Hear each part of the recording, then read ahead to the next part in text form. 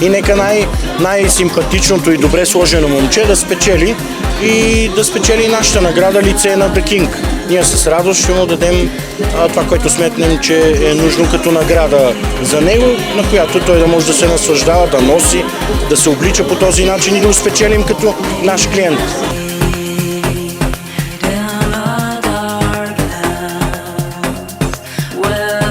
Той трябва да бъде умен, интелигентен, трябва да бъде много харизматичен, трябва да знае как да омае публиката, да привлече внимание, също така да има кауза за себе си.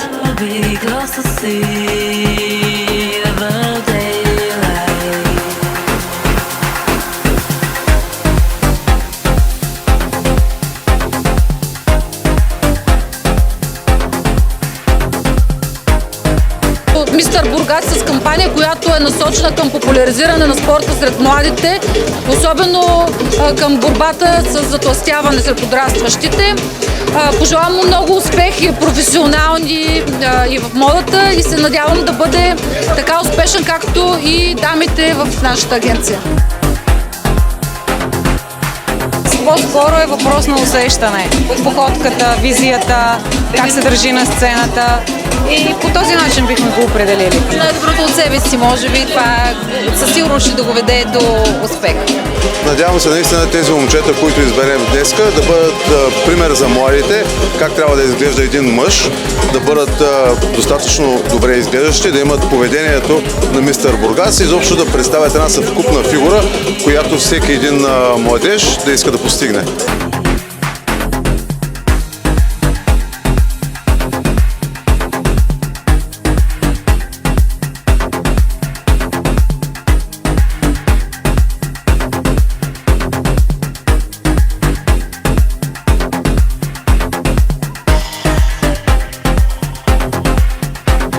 Тук не е въпросът да си само красив, трябва да притежаваш много други качества и основно за мъж е да е мъжествен, да излъчва това нещо. Понеже Бургас е един от най-хубавите градове в България и сме едни от най-красивите хора тук, съответно трябва да имаме и мистер Бургас задължително.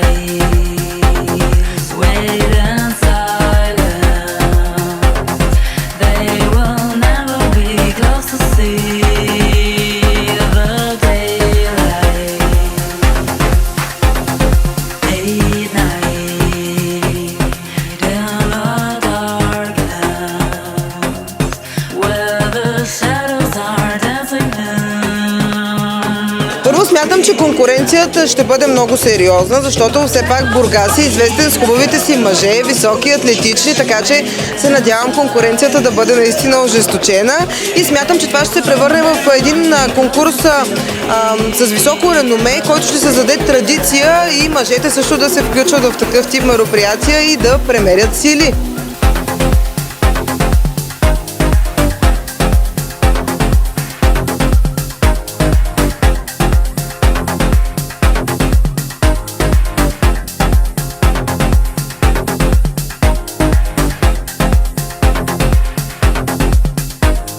Сега ще дам възможността на една от нашите златни момичета, един изключителен спортист, за да каже кой е първият мистер Бургас. И той е номер... Да чуем? Номер 1.